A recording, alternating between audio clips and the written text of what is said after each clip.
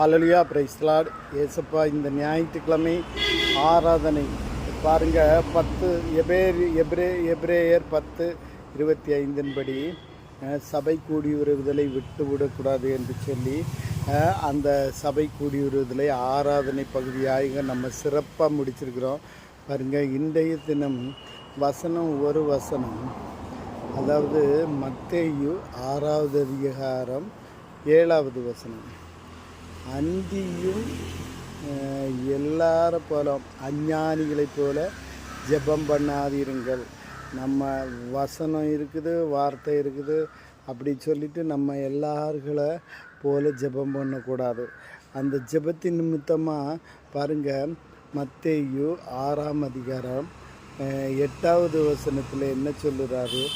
அல்லாமலும் அவர்களை போல செய்யாதீர்கள். ஏன் அப்படின்னா, அவர் நம்ம கேட்குறதுக்கு முன்னாவே பிதானவானவர் நமக்கு அருளி செய்து விட்டார். அப்போ நம்ம இதை குறித்து கவலைப்பட வேண்டிய தேவைகள் இல்லை. ஏன்னா நம்ம சபை கூடி வருவதில் விட்டு விடக்கூடாது. வீடாந்தோறும் நம்ம அப்பம் விற்கிற காரியங்கள், சபையிலிருந்து திருவிருந்துன்னு ஒரு காரியத்தை எடுக்கிறோம்.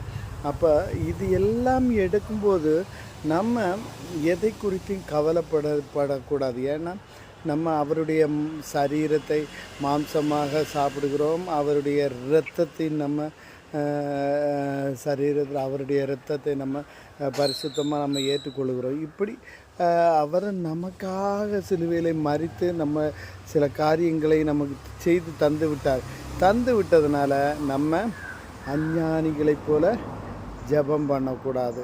எல்லாவற்றிற்கும் வித்தியாசமாக இருக்கணும். ஏசப்பா நமக்குள்ளே இருக்கிறதுனால நம்ம அந்த காரியங்களை செய்யக்கூடாது. பாருங்கள், கொரிந்தியர் 12:17 வசனத்தில் கிறிஸ்து நம்மளுடைய சரீரத்தில் கிறிஸ்து நம்முடைய தலையாக இருக்கிறார்.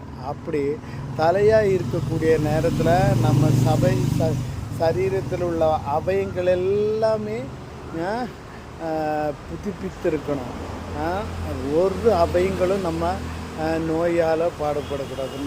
கிறிஸ்து நமக்கு சரீரத்துக்கு தலையாக இருக்கிறதுனால நமக்கு இந்த காரியங்களில் ஹல்லேலூயா, சரீரத்தில் உள்ள அவயங்களாக இருக்கட்டும், உறுப்புகளாக இருக்கட்டும், புதிய அவயங்களாக நம்ம மாற்றணும்.